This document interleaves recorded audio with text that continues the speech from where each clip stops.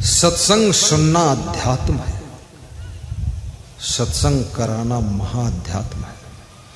ये नाथपुर के जो भक्त सत्संग करा रहे हैं, 19 वर्ष पहले श्री शंभू शरण ने सपना देखा था 2005 में इस गुरु को बुलाना है।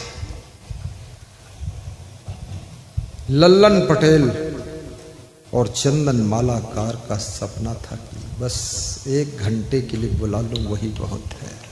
1 घंटे। जब मुखिया से मिलन हुआ, गांव के बड़े बड़े लोग मिले, शैलेंद्र जी मिले, मुखिया का बेटा मिला। बेटा किधर है, ढूंढना पड़ेगा उसको। उन लोगों ने जब मुझको देखा, मैंने उनको देखा और महेंद्र साहब को मैंने देखा। यही उनका जन्मभूमि गांव है। मेरा मन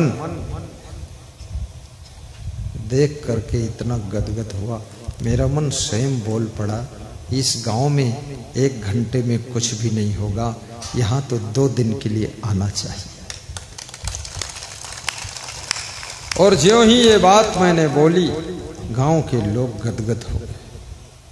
बड़े गौर से वो शैलेंद्र सिंह देख रहे थे कि बस पकड़ में आ गया गुरु। अपने आप फंस गई मछली जाल में, प्रेम के जाल में। गुरु तो गुरु, भगवान भी फंस जाता है। प्रेम ही तो बहुत बड़ा बंधन है। यदि यहां पर हम हजारों लोग एक साथ बैठे हैं तो प्रेम के बंधन में ही तो बैठे हैं। फुलपराज से शिक्षक अमरेंद्र सिंह जी पधारे हैं, ये प्रेम में ही तो पधारे हैं, चंवर डुला रहे हैं।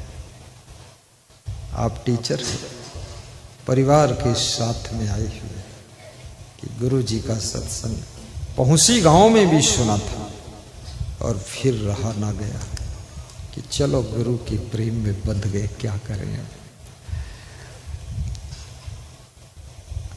और याद रखना, जहां प्रेम का सागर उमड़ता है वहीं सुख और शांति की लहरें उठना शुरू हो जाती है। तुम्हारे घर में सब कुछ है, घर में घर है, घर में घरवाली और घर वाला है, लेकिन केवल प्रेम की थोड़ा कमी है। जिस दिन घर वाली और घर वाला में प्रेम लहराने लगेगा, उसी दिन वो घर सुख से जाएगा भर, बहुत सुख मिलेगा। मैं स्त्रियों से यही कहूंगा, बस कुछ और करो या कम करो, ज्यादा करो, लेकिन थोड़ा प्रेम बढ़ाइए, चिड़चिड़ा स्वभाव मिटाइए। टिल टिल टिल टिल किल बिल टिल बिल। अंग्रेजी मत बोलिए, हिंदी में बात करिए। और पुरुषों से भी यही कहूंगा, अरे धन थोड़ा कम कमाना कोई बात नहीं, लेकिन ये गुस्सा में घर में प्रवेश मत करिए। घर में प्रवेश करो तो थोड़ा मुखमंडल पर मुस्कान हो, मुस्कुराते हुए घर में प्रवेश करिए। देखिए आपका घर सुख से जाएगा भर, फिर कोई चीज का नहीं रहेगा डर, बहुत सुख होगा। मैं मध्य प्रदेश में सत्संग कर रहा था, डिस्ट्रिक्ट उज्जैन में, इंगोरिया के पास में, गांव का नाम नहीं लूंगा, हो सकता वो लोग भी सुनते होंगे। तो मैं जिनके यहाँ ठहरा था, 3 भाई थे, 3 मकान एक जैसे बने थे। एक एक मकान की कीमत 3-3 करोड़ उस समय थी, महल जैसा। जाट परिवार था। उस परिवार की स्त्रियां 3 दिन में रहा, तीनों दिन मिल नहीं पाई। मिलना बहुत मुश्किल है। शुरू दिन मिल गए, बस मिल गए, फिर तो बंद हो गया दरवाजा, गुरु आने नहीं देता है।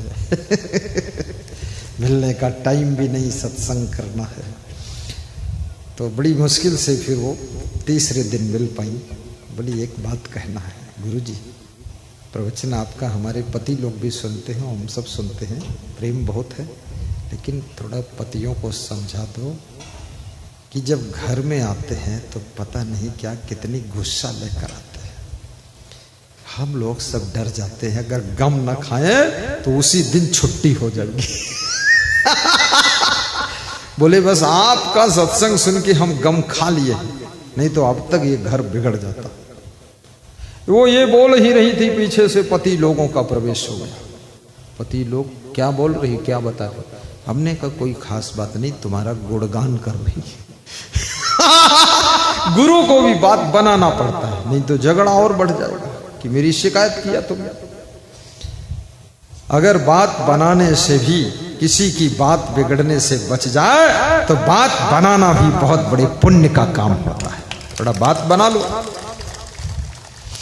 मैं ट्रेन में जा रहा था, भीड़ बहुत थी, बड़े गंदे फंदे लोग, पसीना पसीना सब भरे, बदबू आ रही थी। तो एक आदमी ट्रेन में बोला, अगर बस से चले जाते तो ये जानवरों से बच जाते। तो दूसरा सुन लिया, वो कोई रैली थी, कोई नेताओं की, वो लोग थे, तो लफंगे होते ही मारपीट करने वाले। बोले क्या बोला? हम लोगों को जानवर बोला। अरे भाई, बोला जानवर नहीं बोला, क्या बोला? ऐसा सुनने में आया। तो उन्होंने कहा गुरुजी तो सच बताएंगे। अब मेरे को फंसा दिया, मैं बैठा था, अब मैं सुना तो था, उसने कहा तो जानवरों ही था। तो मैंने कहा नहीं, ये बात कह रहे थे कि यदि बस से निकल जाते तो ये सब जानकारों से बच जाते, जानवरों नहीं जानकारों। बोले तो ठीक, कोई बात नहीं। यदि मैं बोल देता सच तो मारपीट वही हो जाती। याद रखना, जहां सच बोलने से भी खतरा हो वहां थोड़ा घुमा करके झूठ का प्रयोग करके और खतरे को टालना ही बुद्धिमानी है। वो सत्य किस काम का जो मारपीट और झगड़ा और लाश से बिछवा दे। इसलिए झूठ आज भी जिंदा है कि झूठ बहुत संभाल लेते हैं।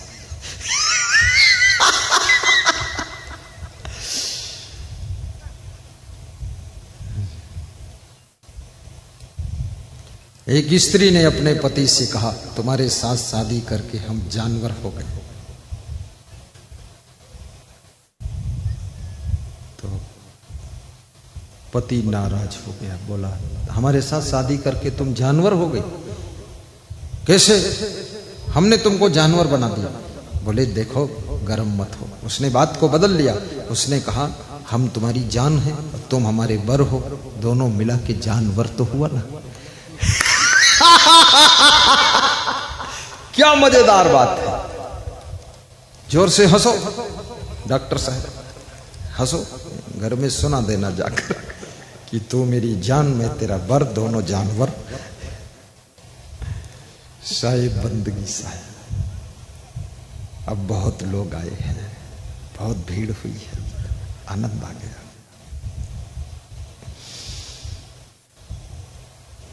गाइए, क्या गा रहे थे हम लोग? कहीं कुछ गा रहे थे। हाँ, वो गा रहे थे ना, ना हरि भजसी न आदत छूटी, ना हरि भजसी न आदत छूटी। सब दहि समूझी सुधारत नाही, सब दहि समूझी सुधारत नाही। आंधर भये हियहु की फूटी, आंधर भये हियहु की फूटी। ना हरि भजसी न आदत छूटी, ना हरि भजसी न आदत छूटी। सतगुरु मिले बहुत सुख लहिए, सतगुरु मिले बहुत सुख लहिए। सतगुरु शब्द सुधारे, कहे कबीर ते सदा सुखी है। बहुत सुंदर। कहे कबीर ते सदा सुखी है। जो यह पद ही विचारे, जो यह पद ही विचारे, ना हरि भजसी न आदत छूटी, ना हरि भजसी न आदत छूटी। आदत छोटी सी आदत बड़े से इंसान को तोड़कर रख देती है। संपूर्ण जिंदगी तबाह हो जाती है, परिवार बर्बाद हो जाता है, घर तहस नहस हो जाता है। लेकिन आदत छूटती नहीं। परंतु जब कभी सौभाग्य से सत्संग मिल जाता है, धीरे धीरे सत्संग के प्रभाव से आत्मज्ञान हो जाता है, तो आदत ऐसे छूट जाती है जैसे सांप की क्योंचली छूटकर पीछे गिर जाती है और सांप आगे निकल जाता है। ऐसे तुम्हारी आदतें क्योंचली की तरह पीछे रह जाती हैं और तुम आदतों के चंगुल से बाहर हो जाते। पर इसके लिए परिपक्वता चाहिए, परिपक्व ज्ञान, परफेक्ट नॉलेज, इफेक्ट साधना चाहिए। साधनाहीन मनुष्य पशु पंछियों से भी अधिक बड़ी गलती कर देता है और साधना से रंगा हुआ मन किसी देवी देवता से कम नहीं होता है। बेटियों के जीवन में, विद्यार्थियों के जीवन में भी साधना की जरूरत है।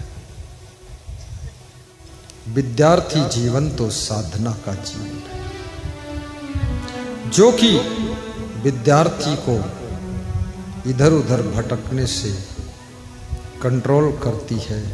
उसी शक्ति का नाम साधना है। 24 घंटे कोई विद्यार्थी पढ़ नहीं सकता है, इसलिए विद्यार्थियों से निवेदन है, आधा घंटे गुरु जी का प्रवचन भी सुना करो।